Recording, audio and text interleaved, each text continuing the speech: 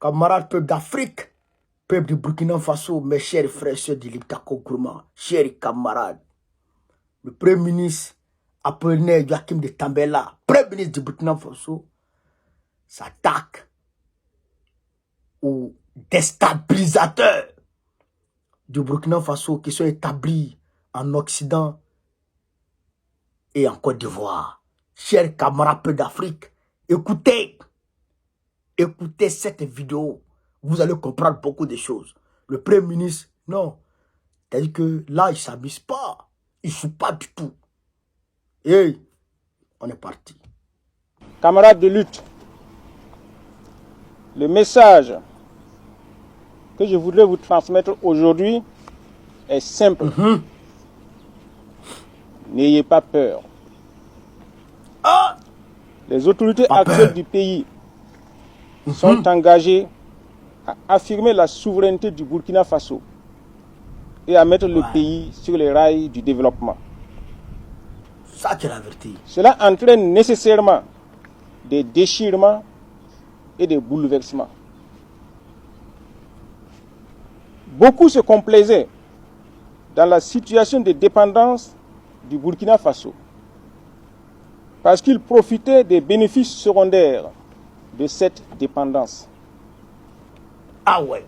La politique de refondation et de souveraineté qui se mène actuellement remet en cause les intérêts des valets locaux sur lesquels les impérialistes occidentaux s'appuient pour maintenir nos pays dans la dépendance. Ah ouais. La refondation et le développement du Burkina Faso remettent en cause les intérêts de ceux qui sont dans le mimétisme comportemental et intellectuel.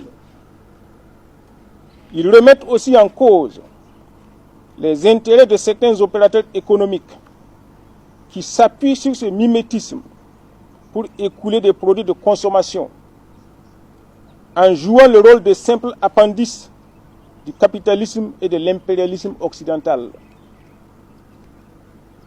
Ils remettent encore en cause les intérêts des prétendus lettrés qui, malicieusement, usent de langage pseudo-progressiste pour surprendre l'attention des populations et mieux les abuser. La gestion rigoureuse des biens de l'État et la lutte contre la corruption créent aussi beaucoup de mécontents. Toutes ces personnes sont actuellement remontées contre le régime actuel. Régime de refondation dont le seul crime est de remettre en cause ce qu'elles considèrent comme des acquis perpétuels à leur profit. Leur objectif est donc d'abattre le régime par tous les moyens, y compris les plus immoraux, avec l'appui de leurs maîtres occidentaux et de leurs sous-chefs africains de la sous-région. Outre le Burkina, on retrouve ces personnes pour l'essentiel en France, aux États-Unis et plus près de nous en Côte d'Ivoire. Mais je vous dis, n'ayez pas peur. Ce que vous ne savez peut-être pas, c'est que dès les premières heures de ce régime, la plupart d'entre eux ont proposé en vain leur service aux autorités actuelles. Connaissant leur duplicité, aucune suite ne leur a été donnée. Certains ont attendu en vain d'être approchés. C'est donc par dépit, par esprit de revanche et pour assouvir de basses ambitions qu'ils ont jeté toutes leurs forces dans la lutte contre le régime. Ils n'ont aucun projet à proposer, outre celui de remettre le Burkina dans les chaînes de la servitude et de s'acoquiner de nouveau en toute liberté avec les terroristes au prix du sang des Burkinabés. N'ayez pas peur, parce que l'équipe au pouvoir, pour rien au monde, n'abandonnera encore le pays entre les mains des entrepreneurs politiques, des opportunistes et des aventuriers. N'ayez pas peur. Parce que vos dirigeants connaissent vos ennemis. Ceux qui sont prêts à hypothéquer au besoin le pays pour leurs petites ambitions débridées. Ceux qui ne pensent qu'à eux et qui n'ont aucune larme de compassion pour les millions de Burkinabés pauvres des villes et des campagnes. Ceux qui sont prêts à mettre le feu au Burkina, rien que pour réchauffer leur café. Des soutiens du régime actuel s'inquiètent de ce que les ennemis du peuple ont les coudées franches pour distiller leur venin. N'ayez pas peur, car leurs agitations sont vaines et sans effet sur la marche du peuple. N'ayez pas peur, parce que maintenant c'est le peuple lui-même qui mène sa lutte pour la refondation, la souveraineté et le développement. Et dans cette lutte, le Burkina n'est pas seul. Il la mène de concert avec les pays de l'Alliance des États du Sahel. Et c'est là quelque chose de nouveau sous le ciel africain. On vous dit souvent de faire attention pour vous-même, de ne pas trop vous impliquer, parce que le régime pourrait tomber d'un moment à l'autre. N'ayez pas peur, car le régime du peuple, soutenu par les peuples de l'AES, ne saurait tomber. Engagez-vous pour donner un sens à votre vie, pour une vie utile et non végétative. Vivre 100 ans dans la peau d'un lâche, c'est vivre sans exister. N'ayez pas peur. La peur de vivre conduit à l'absence de vie. Vivez pleinement en assumant votre vie pour être vous-même. N'ayez pas peur, mais soyez vigilants. Soyez vigilants, car nous vivons une période de troubles politiques.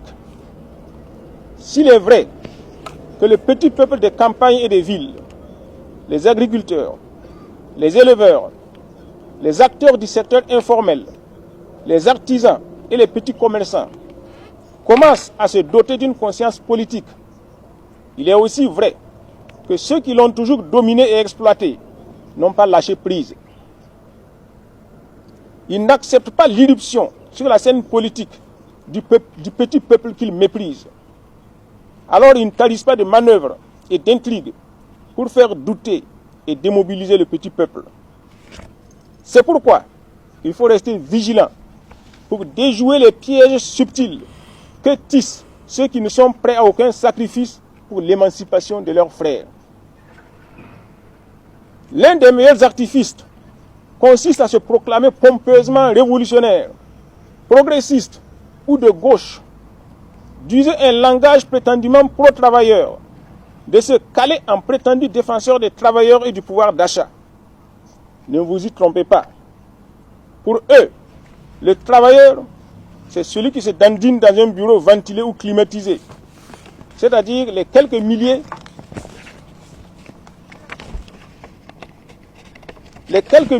de salariés, surtout des villes et principalement de Ouagadougou et de Bobo-Dioulasso. Pour eux, tant pis pour les millions d'agriculteurs, d'éleveurs, d'artisans et de petits commerçants dont le sort leur importe peu. Ils combattent toujours pour plus d'augmentation de leurs salaires, de leurs indemnités, de leurs avantages personnels. Que les millions d'autres Burkinabés crèvent ou pas, ce n'est pas leur souci. Voilà la réalité de ceux qui se drapent dans le manteau de progressistes ou de défenseurs des travailleurs pour mieux abuser le peuple. Certains d'entre eux ont même refusé une contribution simplement symbolique de 1% de leur salaire pour participer à la défense de la patrie en danger, ce qui est plus que révélateur. C'est pourquoi il faut rester vigilant pour ne pas se laisser abuser par ceux qui, pour atteindre leurs objectifs, sont prêts à toutes les mutations et contorsions possibles, pourvu que leur amour propre soit préservé et que leurs intérêts propres soient garantis. Soyez vigilants, mais n'ayez pas peur, car avec le président Traoré, le Burkina est dans de bonnes mains. Victoire au peuple engagé. Je vous remercie.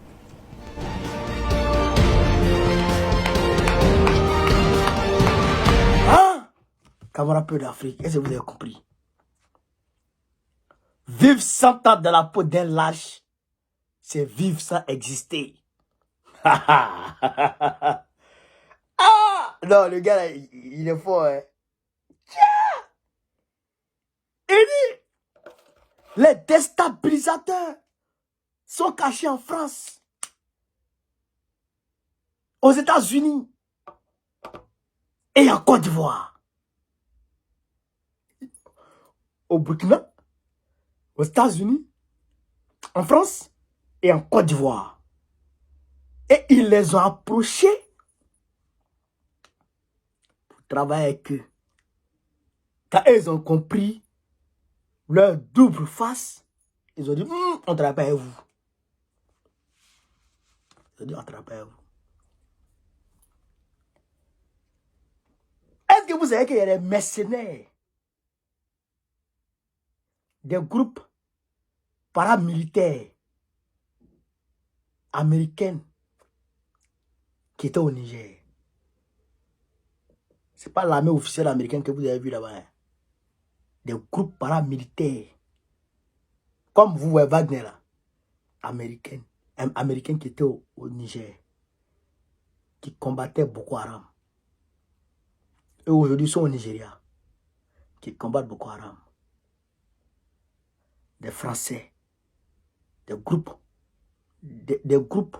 Des sociétés militaires privées. Des sociétés militaires privées françaises qui étaient au Niger, qui ne faisaient pas partie de l'effectif de l'armée française qui était là-bas. Les Nigériens ne connaissaient pas le nombre total des Français qui étaient là-bas. Ça venait sans leur faire, sans qu'on leur fasse même un point. C'est pareil qu'au Mali. Est-ce que vous avez vu les armes que Boko Haram utilise? Est-ce que vous avez vu les armes que les terroristes utilisent? Camarades, c'est les armes dernier cri, dernière génération. Dernière génération. Ils ont tous sortes d'armes. Des blindés. On dit c'est pour l'armée. C'est faux. Mais si c'est les armes, si c'est les armes de l'armée nigérienne ou l'armée malienne que les rebelles ont eu pour combattre l'armée malienne, si c'est ça qu'ils ont pris pour combattre l'armée malienne, mais pourquoi l'armée malienne qui a la poudrière de ces armes-là n'arrive pas à les faire reculer? Tu dis non, tu as battu un de mes groupes pour prendre ces armes. C'est pas ça? Pour prendre les armes que ce groupe, que ce détachement militaire avait. Mais si c'est avec ça seulement tu me combats, les munitions que tu as pris avec eux là, ça a fini. Ça a fini. Mais moi qui ai la cargaison des armes que tu as pris là, moi qui ai, je dirais, la poudrière des armes que tu as pris là, je sors de nouvelles armes pour aller contre toi, pour être frappé, pour être tes munitions finies. C'est faux. Ce n'est pas les armes de qui que ce soit, de quelque pays que ce soit. C'est faux. C'est les Occidentaux qui leur fournissent ces armes. Ça a été prouvé à maintes fois. C'est ça qui est la réalité. Donc, les IB, ils ont vu ça. Ils ont vu que ça là. Si ceux-là, on les venir ici là, ils vont aller donner les armes là aux terroristes pour nous combattre. C'est ça qui est la vérité. Vous comprenez ça? C'est ça qui est la vérité. En fait, les gens, ils créent la guerre chez toi. Pour pouvoir vendre les armes. C'est des marchands d'armes. Ils ont fabriqué les armes, ça est là. Et il faut vendre. Mais s'il n'y a pas de guerre, qui va acheter armes? Il faut créer la guerre. Premier objectif, il faut créer la guerre pour vendre les armes. Le capitaliste n'a pas d'état d'armes. Comment il peut faire pour vendre pour écouler ces produits-là? C'est ce qu'il fait. Voilà. Ça fait un. Deuxièmement, les ressources naturelles des pays. Si on les paye cher, le coût de fabrication va nous revenir cher. Donc, sur le marché, on sera obligé de vendre cher. Comme on n'a pas envie de faire souffrir nos populations, Alors il faut prendre ça gratuitement pour rendre ça moins cher sur nous. Ils vont prendre facilement, gratuitement, et ils viennent, ils vendent ici. Vous comprenez ça? Donc, il faut voler nos ressources naturelles stratégiques. Troisièmement, il faut nous contrôler. Il faut nous garder sous l'esclavage, dans la servitude. Il faut nous garder pauvres pour que certains parmi nous viennent ici, en Europe, pour venir faire les travaux qu'eux ne peuvent pas faire et qu'ils ne veulent pas faire. Des travaux sales, égoutiers, ménage, femmes de chambre et tout ça là. Pourquoi on puisse faire ça? Nous garder la tête sous l'eau. Pourquoi on peut finir faire ça? Ça fait un. Deuxièmement, nous garder dans l'esclavage. Pour qu'on soit une société de, je dirais, de consommateurs. Pour qu'on soit des consommateurs. Pour qu'on soit leur marché de consommation. Voilà pourquoi ils envoient le terrorisme. Voilà. Ça, et ça, les Burkinabés ont compris. L'AES a compris ça. Donc, tu ne peux pas t'amuser à aller là. Tu ne peux pas t'amuser. Vous avez entendu? Vous avez entendu d'autres pays africains, à part la Côte d'Ivoire? Vous avez entendu d'autres pays africains? C'est Draman qui les gens utilisent pour vouloir déstabiliser le Burkina Faso. Et là aussi, il y a un truc que les gens, je dois dire aux gens. Souvent, je vois dans les commentaires, je vois certaines personnes qui aiment la facilité dans les réflexions. Non, la Côte d'Ivoire et le Sénégal ont toujours été comme ça. C'est pas la Côte d'Ivoire et le Sénégal. Karagbe Niagbel était ivoirien. Ça, c'est une réalité. Thomas Sankara est burkinabé. C'est une réalité. Gbagbo Lora est ivoirien. Ça, c'est une vérité. Moussa Traoré est malien.